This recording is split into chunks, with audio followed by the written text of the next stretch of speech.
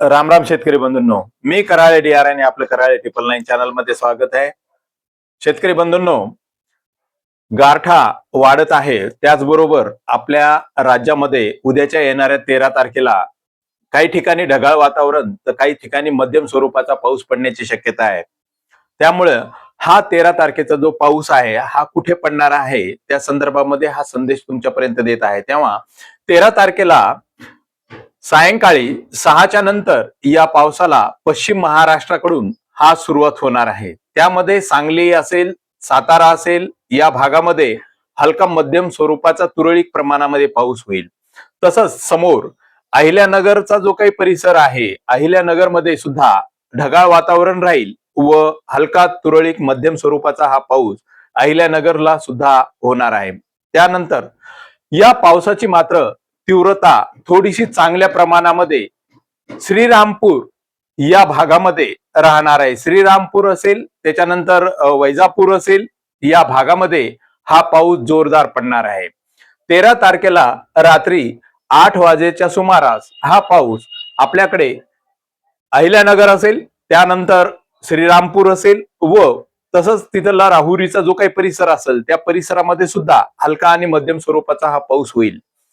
छत्रपती संभाजीनगर या ठिकाणी सुद्धा सायंकाळी जो 10 ते 10:30च्या दरम्यान हलका आणि मध्यम स्वरूपाचा हा पाऊस छत्रपती संभाजीनगरचा जो काही परिसर असेल, जसं की गंगापूर असेल, त्याच्यानंतर पैठण असेल, वाळूज असेल, या भागामध्ये हा पाऊस सायंकाळी 10 ते 11च्या दरम्यान सर्वसाधारण होणार आहे. तसंच छत्रपती संभाजीनगर जिल्ह्यामध्ये बहुतांश ठिकाणी हलका आणि मध्यम स्वरूपाच्या पावसाच्या सरी पडणार आहेत.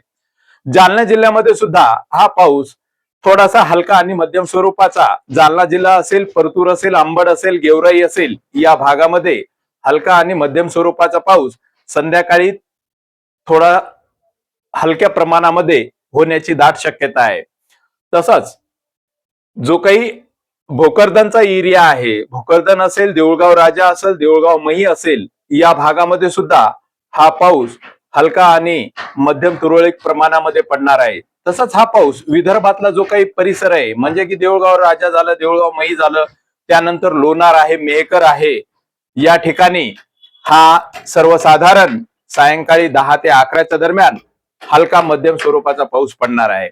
परंतु इतर ठिकाणी मात्र पावसाची शक्यता नाहीये. जसे की बार्शी असेल, जामखेड असेल, त्याच्यानंतर परळी असेल, या ठिकाणी ढगाळ वातावरण राहील परंतु पाऊस पडणार नाही. तसंच नांदेड जिल्हा आहे, लातूर जिल्हा आहे, हिंगोली आहे, या ठिकाणी पावसाची अजिबात शक्यता नाही. परंतु परभणी जिल्ह्यामध्ये मात्र जिंतूरचा जो काही परिसर आहे, जसं की येलदरी धरण जो काही परिसर आहे, येलदरी धरण या परिसरामध्ये 13 तारखेला सायंकाळी 9च्या दरम्यान हलका मध्यम स्वरूपाचा पाऊस होण्याची दाट शक्यता आहे. तसंच सेनगावचा जो काही परिसर आहे, या सेनगावच्या परिसरामध्ये सुद्धा हा पाऊस 13 तारखेला सायंकाळी तुरळक प्रमाणामध्ये हा होणार आहे.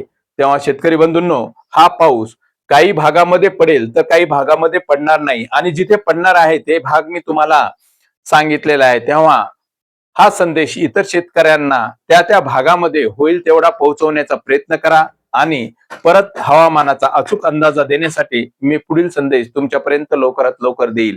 तसंच ही थंडी जी आहे, मागे सांगितल्याप्रमाणे फेब्रुवारीच्या 17 तारखेपर्यंत आपल्याकडे हे ठाम मांडून राहणार आहे. जसं की सकाळी जे हवेमध्ये जो गारवा आहे तो गारवा वाढणार आहे, आणि दिवसा मात्र हळूहळू थोडीशी उष्णतेमध्ये वाढ होईल. तेव्हा शेतकरी बंधूंनो, हवामानाचा अचूक अंदाजा पाहण्यासाठी कराळे 999 या चॅनलला सबस्क्राईब करा व इतर शेतकऱ्यांना शेअर करा.